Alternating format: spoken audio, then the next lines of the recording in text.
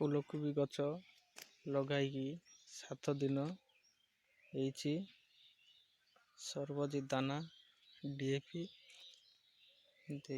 ଦେଇକି ଲଗାଇଛନ୍ତି। ଗଛ କେଡ଼େ ବଡ଼ ବଡ଼ ହେଇଯାଇଛି।